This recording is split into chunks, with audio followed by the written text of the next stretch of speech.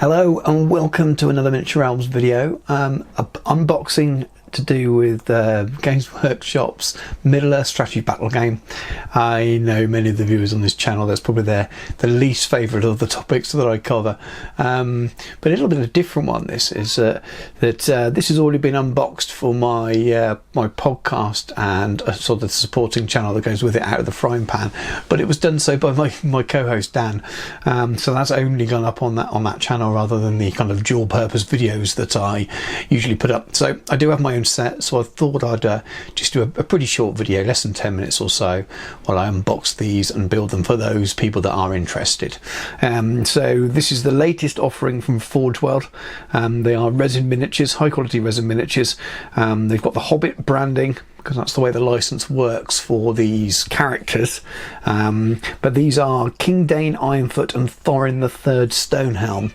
And this is the versions, this isn't Hobbit era versions. This is King Dain, which we saw in The Hobbit, played by Billy Connolly. But this is King Dain later, at the time of the War of the Rings, so the time of the Lord of the Rings films, for those of you that only know it through the films, and Thorin the Third. And they fight at the Battle of Dain, I believe it's called, where at the same time that we on the film and in the books that we see the travel of the ring towards Mordor, and we see the armies of Mordor attacking Rohan and Minas Tirith. At the same time there's war going on all over Middle Earth, and these characters are fighting and defending the Lonely Mountain from a horde, Easterlings I believe, and orcs, at the Battle of Dain. That's all you need to know, really. Probably didn't even need to know that. But let me crack open the box and we'll have a little look at the miniatures before I build them. So, pretty simple kits to put together by the looks of things here. Little bit known to me, my box had already popped open and looks like I'm missing a base. I'm hoping that's all I'm missing. I don't think I'll be bothering Forge World. I've got enough of those knocking around at home. Right, so let's have a little look. So you've got your young Thorin is this guy here, and this is King Dain Ironfoot. So clear a little bit of space, and we'll try and zoom in a bit more and get this to focus in. So excuse the paint all over the fingers. I'm recording this at the end of the day's work, so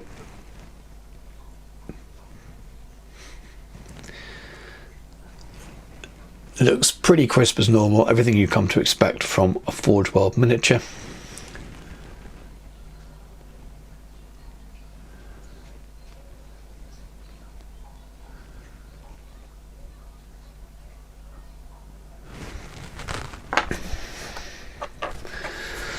We got his legs.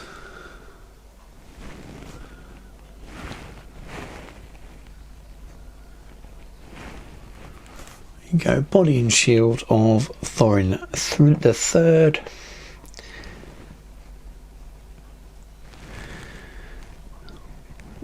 These look really, really nice.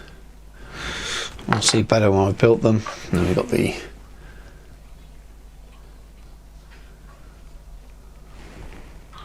legs for Thorin, and then the last piece.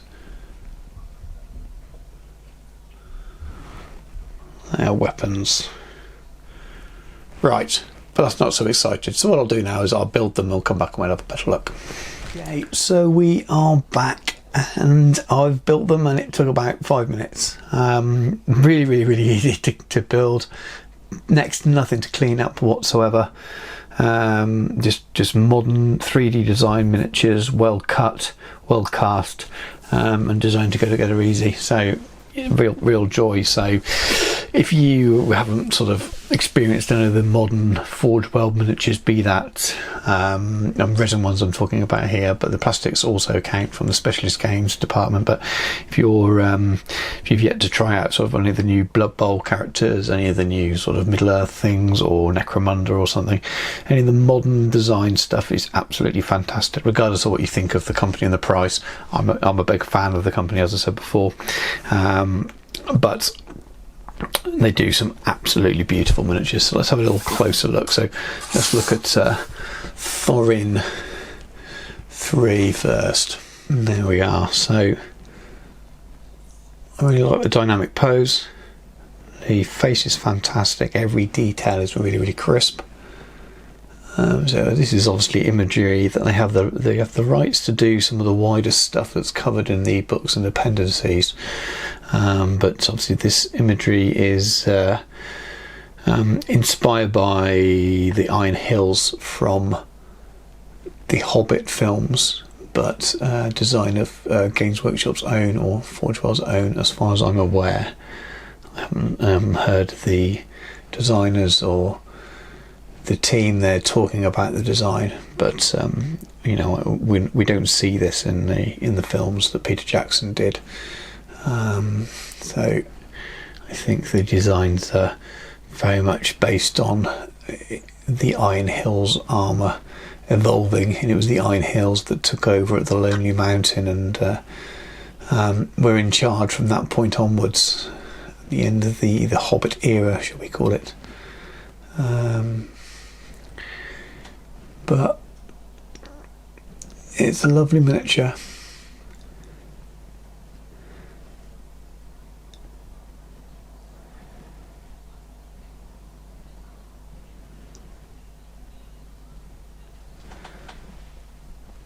I'll just grab the next one, and here we are with King Dain Ironfoot in his elder days. So a bit shaky there, sorry. Right, so let's get him spinning round.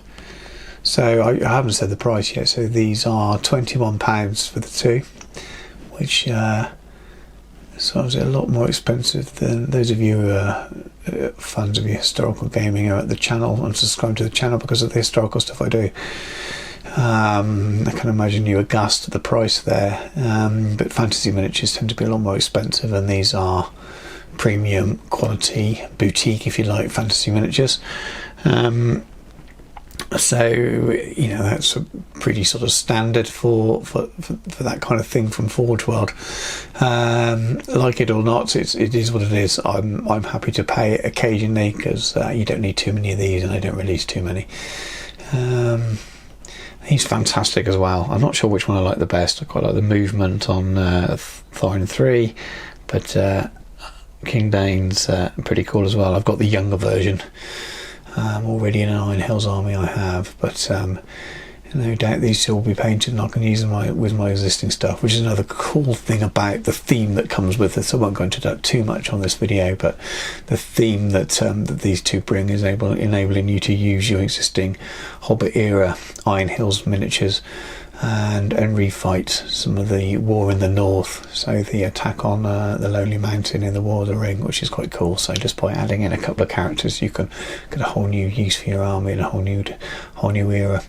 Anyway, that's it. Probably plenty enough Middle-earth strategy battle game for the channel. I know that this is probably the least favourite thing on here, but it's here anyway. If you've watched this, I hope you've enjoyed it. If you've skipped past this, you won't have even known I'm saying this. So thanks very much for watching. Take care, and I'll catch you soon.